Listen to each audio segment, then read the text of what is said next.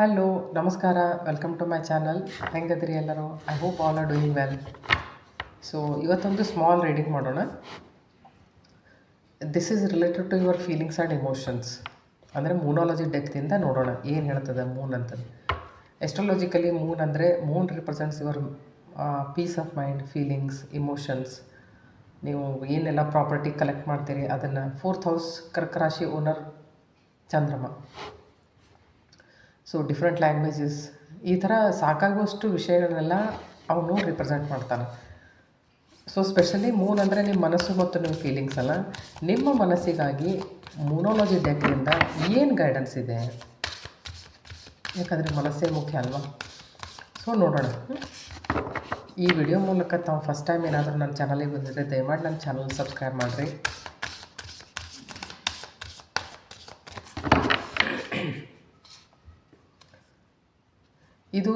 ಈ ವಿಷಯ ತಮ್ಮ ರೆಸೊನೇಟ್ ಆದರೆ ಅಥವಾ ಎಷ್ಟಾಗ್ತೈತಿ ಅಷ್ಟೇ ಇಟ್ಕೊಡ್ರಿ, ಬಾಕಿತನೇ ಬಿಟ್ಬಿಡ್ರಿ, ಸರಿನಾ? ಅಂದರೆ ಮಾನಸಿಕ ಪರಿಸ್ಥಿತಿಗಾಗಿ, ಈಗ ಇರುವಂಥ ಮಾನಸಿಕ ಪರಿಸ್ಥಿತಿಗಾಗಿ ಮೂನೋಲಜಿ ಡೆಕ್ದಿಂದ ತಮಗೆ ಏನು ಗೈಡೆನ್ಸ್ ಬರ್ತಾ ಇದೆ ಅನ್ನೋದನ್ನು ನೋಡೋಣ. ಓಕೆ, ಸೊ ಶಫಲ್ ಮಾಡುವಾಗ ತಾನೇ ಪಾಪಪ್ ಆಯ್ತದು. See, this is a new moon in Cancer. Okay, ಕ್ಯಾನ್ಸೇರಿಯನ್ಸಿಗೆ ಏನು ಹೇಳ್ತಾ ಇದೆ ಅಂತಂತಂದರೆ ಮೂನ್ ಕಾರ್ಡ್ ರಿಲ್ಯಾಕ್ಸ್ ಮಾಡ್ಕೊಳ್ತಾ ಇದೆ. So let us see some of the other cards. Okay,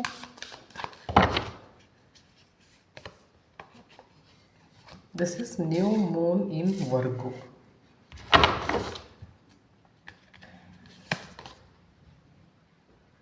Last quarter moon in Sagittarius. So this is for Cancer, Virgo, Sagittarius, and again for Cancer. Let your fears dissolve. Be proud of yourself. Full moon in Aquarius. Be real.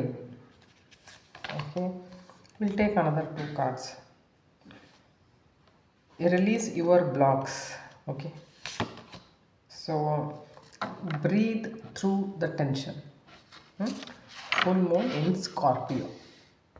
ನಾನು ಈಗ ಮೂನೋಲಜಿ deck ಯಾಕೆ ತೊಗೊಂಡೆ ಅಂತಂತಂದ್ರೆ, ಈಗ ಸದ್ಯ ಚಂದ್ರಮಾನ ಸ್ಥಿತಿ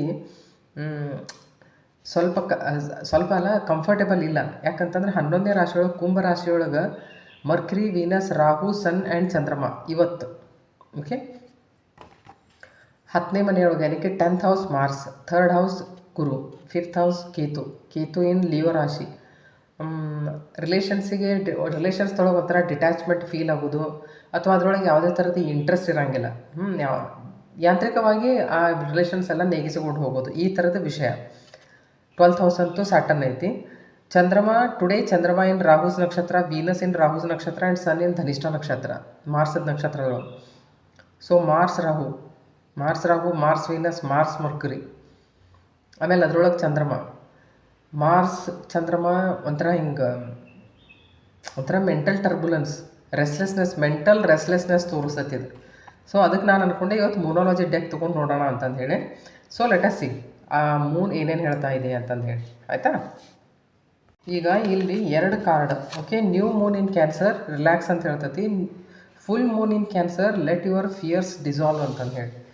ಯಾವಾಗ ಮೇಲ್ಫಿಕ್ಸ್ ಜೊತೆ ಚಂದ್ರಮ ಹೋಗಿ ಸಂಪರ್ಕ ಮಾಡ್ತೈತಿ, ಆ ಟೈಮ್ದೊಳಗೆ Chandrama is a very soft planet ಅಲ್ಲ. So he feels very uncomfortable.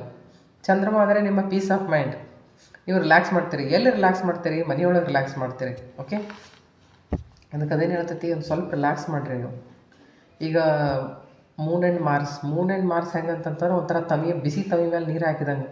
ಅಲ್ಲಿ ಎಷ್ಟೆಲ್ಲ ಆಗ್ತೈತಲ್ಲ ಅಲ್ಲಿ, ಆ ಥರ ಈಗ ಮಾನಸಿಕವಾಗಿ ಪ್ರಾಬ್ಲಮ್ ಆಗ್ತಿರ್ತೈತಿ.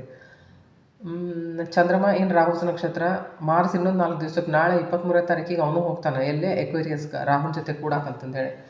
ಸೊ ಈಗ ನೋಡ್ರಿ 3-4 ದಿನ ಆಯ್ತು, ಕನಿಷ್ಠ 3-4 ದಿನರೇ ಆಯ್ತು. ಇಷ್ಟು ನನಗೆ ಮೈಕೈನೂ ಐತಿ, ನನಗೆ ತಲೆನೂ ಐತಿ, ನನಗೆ ಏನು ಮಾಡಬೇಕು ಅನ್ನೋದು ಏನು ಹೊಳಿತಾನೆ ಇಲ್ಲ.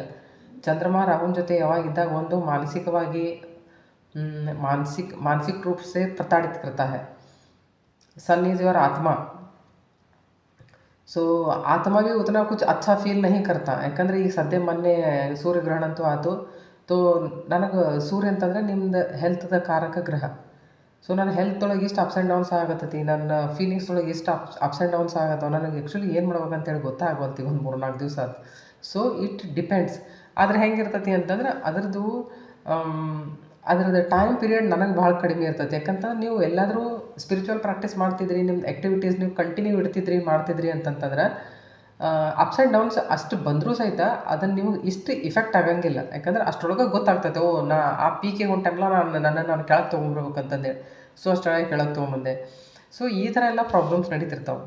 ಇಲ್ಲ ನಮಗೆ ಕೆಲವೊಬ್ರು ಅಂತಾರಲ್ಲ, ಇದು ಎಲ್ಲರಿಗೂ ಇಫೆಕ್ಟ್ ಆಕತ್ತೇನ? ಹೌದು, ಮನಸ್ಸು ಎಲ್ಲರ ಹತ್ರ ಐತಲ್ಲ, ಮನಸ್ಸು ಎಲ್ಲರಿಗೂ ಇಫೆಕ್ಟ್ ಮಾಡೇ ಮಾಡ್ತೈತಿ ಒಂದಿಲ್ಲ ಒಂದು ರೀತಿಯಿಂದ. ಸಪೋಸ್ ನಿಮ್ಮ ಜೀವನ ಬರೀ ಮನೆಗೆ ಅಷ್ಟೇ ಸೀಮಿತ ಇತ್ತು ಅಂತಂತ ಇಟ್ಕೊಡ್ರಿ, ನೀವು ಮನೆಯೊಳಗಿನ ಸಂಬಂಧಗಳ ಬದಲಾಗಿ ಡಿಟ್ಯಾಚ್ಮೆಂಟ್ ಆಗೋದು, ಸಂಬಂಧಗಳ ಬದಲಾಗಿ ಹೆಚ್ಚಿಗೆ ವಿಚಾರ ಮಾಡೋದು, ಅಥವಾ ಮಾನಸಿಕವಾಗಿ ಬೇಜಾರು ಜಾಸ್ತಿ ಆಗೋದು, ಈ ಥರದ ವಿಷಯಗಳೆಲ್ಲ ಆಗೇ ಆಗ್ತಾವೆ. ಅಂದರೆ ಮೆಂಟಲ್ ಕಂಡೀಷನ್ ಜಾಸ್ತಿ ಸರಿ ಇರೋಂಗಿಲ್ಲ, ಅಂದರೆ ಮೆಂಟಲ್ ಹೆಲ್ತ್ ಸರಿ ಇರೋಂಗಿಲ್ಲ ಈ ಟೈಮ್ದೊಳಗೆ.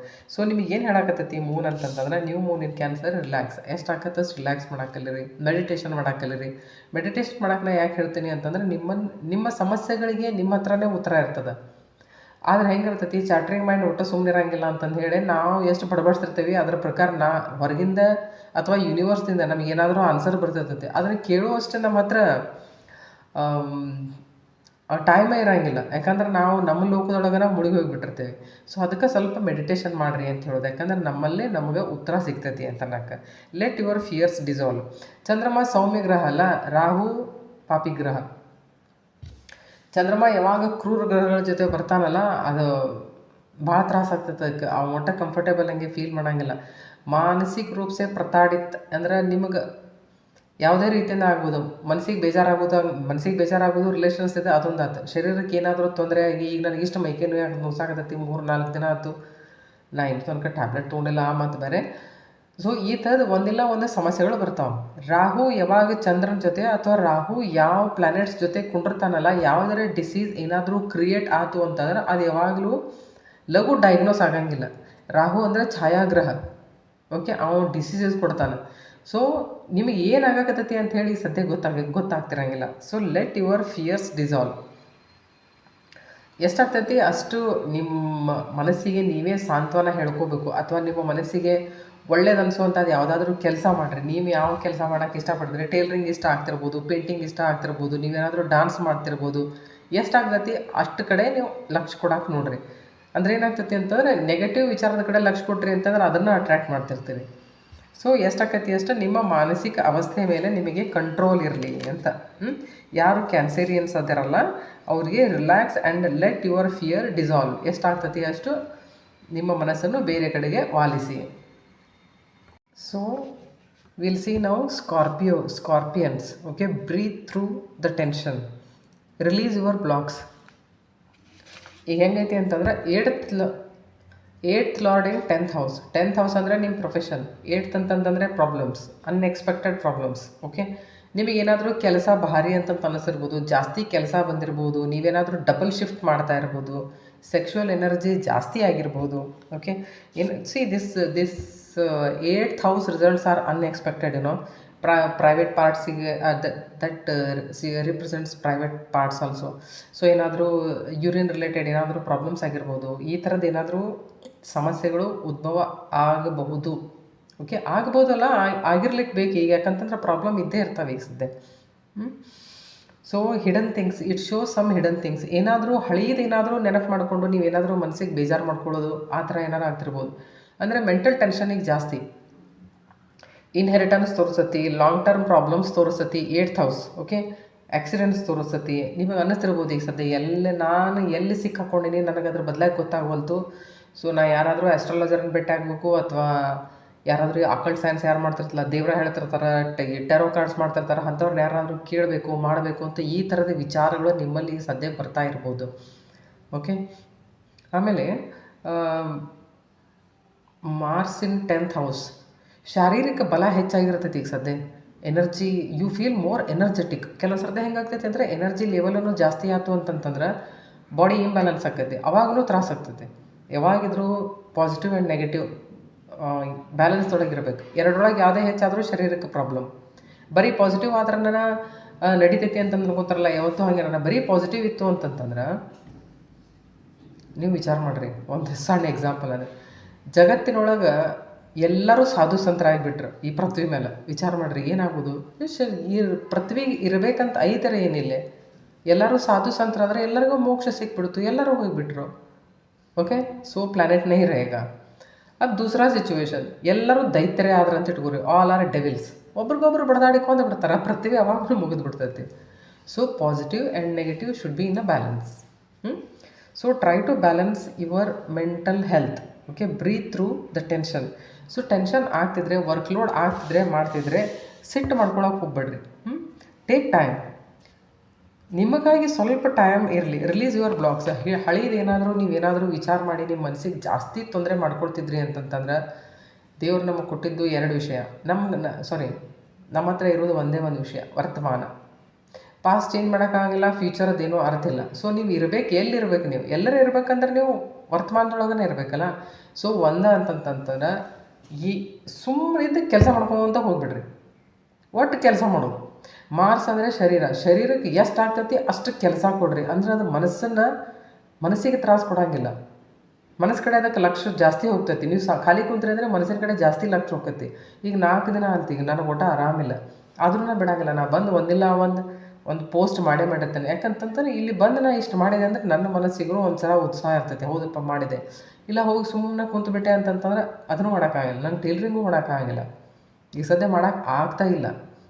ಅದಕ್ಕೆ ಹೆಂಗೆ ಆಗ್ತೈತಿ, ಎಷ್ಟು ಆಗ್ತೈತಿ ಅಷ್ಟು ನಿಮ್ಮನ್ನು ನೀವು ಎಂಗೇಜ್ ಇಡ್ರಿ. ಫಿಸಿಕಲಿ ಅಂದರೆ ಮೆಂಟಲಿ ನೀವು ಶಾಂತಿ ಇರ್ತೀರಿ. ಜೀವನದಲ್ಲಿ ಪ್ರತಿಯೊಂದು ಮನುಷ್ಯ ತನಗೆ ತಾನು ಕೊಡುವಂಥ ಬೆಸ್ಟ್ ಉಡುಗೊರೆ ಅಥವಾ ಗಿಫ್ಟ್, ತನಗೆ ತಾನೇ ಕೊಡುವಂಥ ಬೆಸ್ಟ್ ಗಿಫ್ಟ್ ಅಂತಂತಂದ್ರೆ ಲೆಟ್ಟಿಂಗ್ ಗೋ. ಏನಾಗೈತಲ್ಲ, is just forget it and move on. ಅದನ್ನು ನಮಗೆ ನಾವೇ ಕೊಡುವಂಥ ಗಿಫ್ಟ್ ನೋಡ್ರಿ. ನಾನು ಇಲ್ಲಿವರೆಗೂ ಎಕ್ಸ್ಪೀರಿಯನ್ಸ್ ಮಾಡಿದ್ದೇನು ಅಂತ, ಅದು that is the best thing. ನೀವು ಫಿಸಿಕಲಿ ಹೆಲ್ದಿ ಇರ್ತೀರಿ, ಫಿಸಿಕಲಿ ಮೆಂಟಲಿ ಇಮೋಷ್ನಲಿ ಹೆಲ್ದಿ ಇರ್ತೀರಿ. ನೀವು ಆ ವಿಷಯ ನೀವು ನಿಮ್ಮ ಜೀವನದಲ್ಲಿ ಇಂಪ್ಲಿಮೆಂಟ್ ಮಾಡಿಕೊಂಡ್ರೆ. ಸೊ ನಾವು ದೇರ್ ಈಸ್ ವೇಟ್. ಸೊ ನಾವು new moon in Virgo, trust all will be well. ಈಗ ಅದು ಯಾಕೆ ಬಂದೈತಿ ಈ ಕಾರ್ಡು ಅಂತಂತಂದ್ರೆ, 11th ಹೌಸ್ ಕುಂಭರಾಶಿಯೊಳಗೆ ಮರ್ಕ್ಯುರಿ ಐತೆ. Mercury your thoughts and thought pattern. ನಿಮ್ಮ ಮನಸ್ಸಿಗೆ ನೀವೇ ಹೇಳ್ಕೊಡ್ರಿ ಎಲ್ಲ ಒಳ್ಳೆಯದಾಗ್ತದೆ. ಬಿಕಾಸ್ ರಾಹು ಅದ್ರ ಜೊತೆ ಐತಿ. ರಾಹು ಯಾವತ್ತಿದ್ರೂ ಯಾವ ಪ್ಲ್ಯಾನೆಟ್ ಜೊತೆ ಕುಂತ್ರೂ ಆ ಪ್ಲ್ಯಾನೆಟಿನ ಎಲ್ಲ ಲಕ್ಷಣಗಳನ್ನು 4 ಪಟ್ಟು ಎಂಪ್ಲಿಫೈ ಮಾಡ್ತಾನೆ.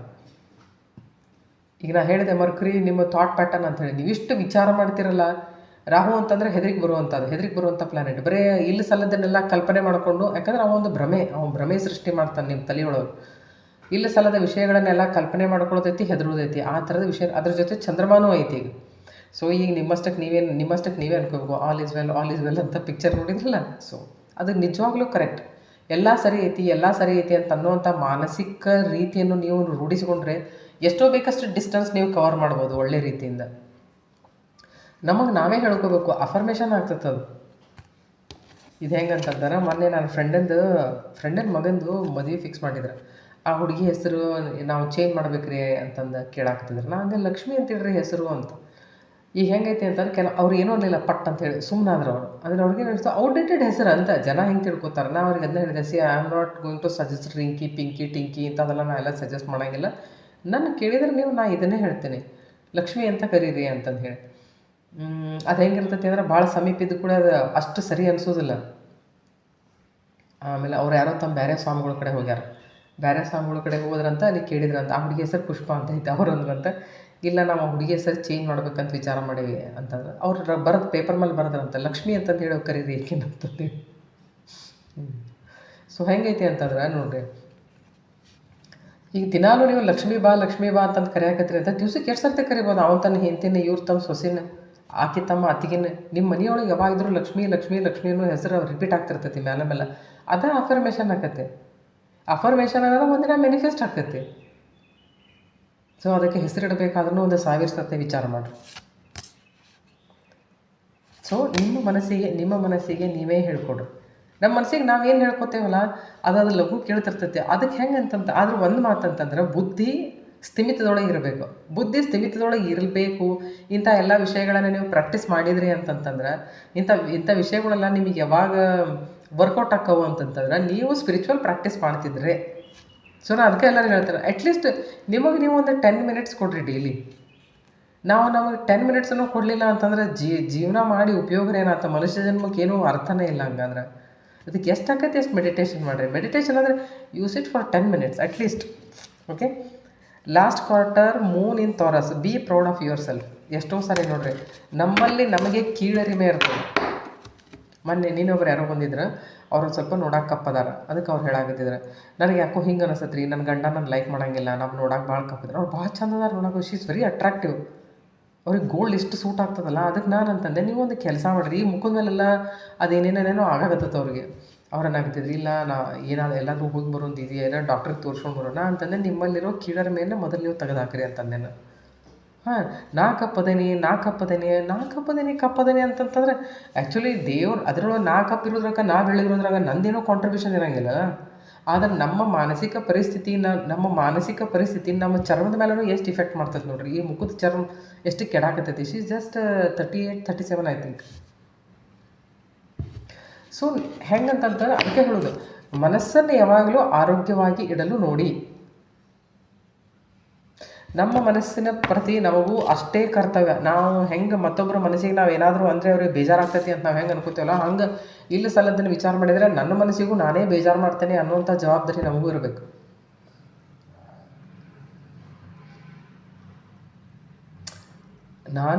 ನಾನು ಸ್ಪಿರಿಚುವಲ್ ಪ್ರಾಕ್ಟೀಸ್ ಮಾಡ್ತಾಯಿದ್ದು ಭಾಳ ವರ್ಷ ಆಯ್ತು ನೋಡ್ರಿ. ನೀವು ಯಾವಾಗ ಈ ಥರದ ವಿಚಾರಗಳನ್ನು ಇಟ್ಕೊತೀರಲ್ಲ, ನಿಮಗೆ ಶರೀರಕ್ಕೆ ಬರುವಂಥ ತೊಂದರೆಗಳ ಬದಲಾಗಿ ಮೊದಲೆಲ್ಲ ನಿಮ್ಮ ಶರೀರ ಮುನ್ಸೂಚನೆ ಕೊಡ್ತಿರ್ತೈತೆ, ಮೊದಲೇ ಸಿಗ್ನಲ್ಸ್ ತೋರಿಸ್ತಿರ್ತೈತೆ.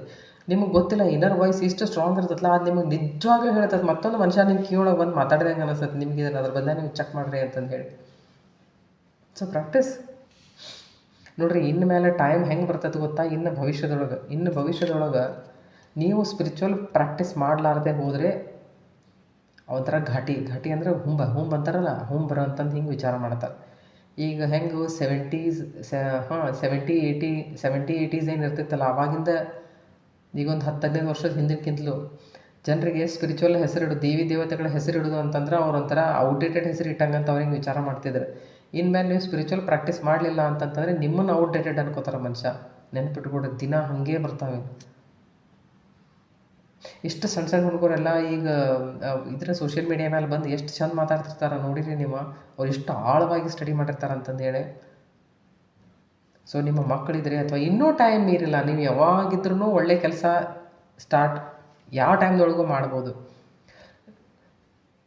ಓಕೆ, ಅದನ್ನು ಬೇರೆ ಇದ್ರೊಳಗೆ ಲಾಸ್ಟ್ ಕ್ವಾರ್ಟರ್ ಮೂನ್ ಇನ್ ಸಜಿಟೇರಿಯಸ್, ಪ್ರಾಕ್ಟೀಸ್ ಗ್ರ್ಯಾಟಿಟ್ಯೂಡ್. ಈಗ ಪ್ರಾಕ್ಟೀಸ್ ಗ್ರ್ಯಾಟಿಟ್ಯೂಡ್ ಯಾಕೆ ಮಾಡಬೇಕು ಅಂತಂದರೆ, ಈಗ ಸದ್ಯ ನೀವು ಮೆಂಟಲ್ ಹೆಲ್ತ್ ಸರಿ ಇರಲಿಕ್ಕಿಲ್ಲ, ಫಿಸಿಕಲ್ ಹೆಲ್ತ್ ಸರಿ ಇರಲಿಕ್ಕಿಲ್ಲ. ಅತಿಯಾಗಿ ವಿಚಾರ ಮಾಡೋದ್ರಿಂದ ನಿಮಗೆ ಏನಾದರೂ ತೊಂದರೆಗೆ ಆಗ್ತಿರಬಹುದು. ಓಕೆ. ಈಗ ಗುರು 3ನೇ ಮನೆಯೊಳಗೆ ಅದಾನ. 3ನೇ ಮನೆ ಅಂದರೆ ಮಿಥುನ ರಾಶಿಯೊಳಗೆ ಗುರು ಅದಾನ. ಅವನು ತನ್ನ 7, 8, 9 ತನ್ನ 9ನೇ ದೃಷ್ಟಿಯಿಂದ ರಾಹು, ವೀನಸ್, ಸನ್, ಮರ್ಕರಿ ಆ್ಯಂಡ್ ಚಂದ್ರಮ ಇವರೆಲ್ಲರನ್ನೂ ನೋಡ್ತಾನೆ. ಗುರು ಅಂತಂತಂದ್ರೆ ಏನು? ಅವ್ರು ಗ್ರ್ಯಾಟಿಟ್ಯೂಡ್ ಹೇಳಿಕೊಡ್ತಾನೆ. ನಿಮ್ಮ ಹತ್ರ ಏನೈತಿ ಅಥವಾ ದೇವರು ನಿಮಗಾಗಿ ಏನು ಕೊಟ್ಟಾನ ಅದ್ರ ಬದಲಾಗಿ ಗ್ರ್ಯಾಟಿಟ್ಯೂಡ್ ವ್ಯಕ್ತಪಡಿಸ್ಬೇಕು. ಅದನ್ನು ಹೆಂಗಪ್ಪ ಮಾಡೋದು ಅಂತಂತಂದ್ರೆ, ಕೆಲವೊಬ್ರಿಗೆ ಮಜಾ ಅನ್ನಿಸಿರುತ್ತೆ. ಅದಕ್ಕೆಲ್ಲ ಏನು ಹೇಳ್ಕೊಂಡು ಏನೇನೇನೆ ತುಮಾರೆ ನಿಮ್ಮ ಮನೆಯೊಳಗೆ ವಾಟರ್ ಫಿಲ್ಟರ್ ಇತ್ತು ಅಂತ ಇಟ್ಕೋರು, ಅದರಿಂದ ಒಂದು ಗ್ಲಾಸ್ ನೀರು ಕುಡಿತಿದ್ರು ಸಹಿತ ನೀವು ಅನ್ಕೋಬೇಕು. ಎಷ್ಟೋ ಜನರಿಗೆ ಕುಡಿಯೋಕೆ ನೀರು ಸಿಗೋದಿಲ್ಲ. ಅಂತಂದ್ರೆ ನನಗೆ ಫಿಲ್ಟರ್ಡ್ ನೀರು ಸಿಗಾಕತ್ತೈತಿ ಅಂದ್ರೆ ಸೇ ಥ್ಯಾಂಕ್ಸ್. ನೀವು ಹೊರಗಡೆ ಬಾಯಿ ಬಿಟ್ಟು ಅನ್ಬೇಕಾಗಿಲ್ಲ, ಮನಸ್ಸಿನೊಳಗೆ ಅನ್ಕೊತ ಹೋಗ್ರಿ. ಅದನ್ನು ಒಂದು ಥರ ಮಂತ್ರ ಮಾಡ್ತಾರಲ್ಲ, ಆ ಥರ ಅನ್ಕೊತ ಹೋಗ್ರಿ. ನಿಮಗೆ ದಿನ ಎಷ್ಟು ಚಲೋ ಹೋಗ್ತೈತಿ ನೋಡ್ರಿ. ನೀವು ಎಷ್ಟೆಲ್ಲ ನಿಮ್ಮ ಜೀವನದಲ್ಲಿ ಬೇಕಾಗಿರುವಂಥ ವಿಷಯಗಳು ದೂರ ಇದ್ದರೂ ಸಹಿತ ಅವ್ರನ್ನ ನೀವು ಆಕರ್ಷಿಸ್ತೀರಿ. ನೀವು ಅವು ಅಟ್ರಾಕ್ಟ್ ಆಗ್ತಾವೆ ನಿಮ್ಮ ಕಡೆ. ನಿಮಗೆ ಮತ್ತೇನೋ ಮಂತ್ರತಂತ್ರ ಮಾಡೋ ಅವಶ್ಯಕತೆ ಇಲ್ಲ. ದೇವರು ನಿಮಗಾಗಿ ಏನೆಲ್ಲ ಮಾಡಿಟ್ಟಾನೆ ಇಲ್ಲಿ. ನೀವು ಈ ಥರದ್ದು ಸಣ್ಣ ಪ್ರಾಕ್ಟೀಸ್ ಮಾಡೋದ್ರಿಂದ ನಿಮ್ಮ ಜೀವನದಲ್ಲಿ ಒಂದು ಮಹತ್ತರ ಬದಲಾವಣೆ ಬರ್ತದೆ. ಸಣ್ಣ ಪ್ರಾಕ್ಟೀಸ್ ಮಾಡಿದ್ರೆ ಆಗ್ತೈತೆ ಅಂದರೆ ಹೌದು, ಸಣ್ಣದೇ ಪ್ರಾಕ್ಟೀಸ್ ಮಾಡಬೇಕು. ಈಗ ನೀವೇ ವಿಚಾರ ಮಾಡಿರಿ, ಎಷ್ಟು ಜನರಿಗೆ ನಮಗೆ ಸರ್ ಅಬ್ದುಲ್ ಕಲಾಂ ನಾವು ಆಗಲಿಲ್ಲ ಅದು ನಾವು ಬೇಜಾರು ಮಾಡ್ಕೊಂಡು ಅಳ್ತೇವೇನ? ಇಲ್ಲ, ನಮಗೆ ಎಲ್ಲರಿಗೂ ಗೊತ್ತೈತೆ ಅದು ಅಷ್ಟು ಸಣ್ಣ ವಿಷಯ ಅಲ್ಲ ಅಂತಂದು ಹೇಳಿ. ಆದ್ರೆ ನನಗೆ ಇಷ್ಟಪಟ್ಟದ್ದು ಸೀರೆ ಸಿಗಲಿಲ್ಲ, ಚಪ್ಪಲ್ ಸಿಗಲಿಲ್ಲ, ನನಗೆ ಪರ್ಸ್ ಸಿಗಲಿಲ್ಲ, ನಾವು ಬೇಜಾರು ಮಾಡ್ಕೊಂಡು ದೈತ್ಯ ಇಲ್ಲ. तो इसीलिए ना बहुत बड़ी चीज़ों के बारे में कुछ मत सोचो, छोटे छोटे छोटे छोटे take only small small steps. Be grateful towards everything. See full moon in Aquarius. ಈಗ ಸದ್ಯ ಅಕ್ವೇರಿಯಸ್ದೊಳಗೆ Rahu, Venus, Sun and Mercury and Chandrama. So Guru ನೋಡಾಕತ್ತಾನ. See all cards are so beautiful. ಬೇರೆ ಯಾವುದಾದ್ರೂ ಬರ್ಬೋದಾಗಿತ್ತು. Be real. ರಾಹು ಏನು ಮಾಡ್ತಾನಂತಂತಂದ್ರೆ, ರಾಹು ಈಸ್ ಅ ಇಲ್ಯೂಷನ್. ನಾನು ಏನು ಇಲ್ಲ ಅದನ್ನು ಕ್ರಿಯೇಟ್ ಮಾಡಿ ತೋರಿಸಿರ್ತಾನೆ ಅವಾಗ. ಸೊ ನೀವು जितना होता है ना उतना खुद पर कंट्रोल रखो, खुद पर कंट्रोल रखो. B real. ಏನೇ ಮಾಡಿದರೂ ನಿಮ್ಮತನವನ್ನು ಬಿಟ್ಟುಕೊಡ್ಲಿಕ್ಕೆ ಹೋಗ್ಬೇಡ್ರಿ. ಇಲ್ಲ ಸಲದ್ದನ್ನು ನಿಮ್ಮ ಬದಲಾಗಿ ನೀವೇನೋ ಪ್ರಚಾರ ಮಾಡ್ಕೊಳಕ್ಕೆ ಹೋಗ್ಬೇಡ್ರಿ. ನಾವು ಏನಿರ್ತೇವಲ್ಲ, ನಾವು ಹೆಂಗತೇವಲ್ಲ ಹಂಗೆ ಇರೋದು ಅದು ಭಾಳ ಟಫ್ ಕೆಲಸ. ನಾವು ಏನದೇವಲ್ಲ ಅದನ್ನು ತೋರಿಸ್ಲಾರ್ದೆ, ನಾವು ಏನು ಇಲ್ಲಲ್ಲ ನಾವು ಅದನ್ನು ತೋರಿಸ್ತಿರ್ತೇವಲ್ಲ, ಅದು ಭಾಳ easy. So think of it. So ನೋಡಿರಿ, ಮೂನಾಲಜಿ ಡೆಕ್ ನಿಮಗೆ ಇಷ್ಟೆಲ್ಲ ವಿಷಯಗಳನ್ನು ಹೇಳಿದೆ. ಈಗ ಸದ್ಯ ಮಾರ್ಸ್ನು ನಾಳೆ 23ನೇ ತಾರೀಕಿಗೆ ಮಾರ್ಸ್ ಬಂದು ರಾಹುನ್ ಜೊತೆ ಕುಂಡಿರ್ತಾನೆ. ಅಂದರೆ ಬಾಡಿ ಬಂದು ರಾಹುನ್ ಜೊತೆ ಕೂತಿತ್ತು. So body related some pains ಏನಾದರೂ ಸ್ಟಾರ್ಟ್ ಆಗ್ಬೋದು. ಆಮೇಲೆ ಮಾರ್ಸ್ ಅಂದರೆ ನಿಮ್ಮ private parts. So be careful about your health. 23ನೇ ತಾರೀಕಿಗೆ ಮಾರ್ಸ್ನು ಹೋಗಿ 11th ಹೌಸ್ನೊಳಗೆ ಜಾಯ್ನ್ ಆಗ್ತೈತಿ. Mercury, Venus, Rahu, Sun and Mars. Rahu Ketu के एक्सिस में all major planets. So take care of your communication, take care of your material world.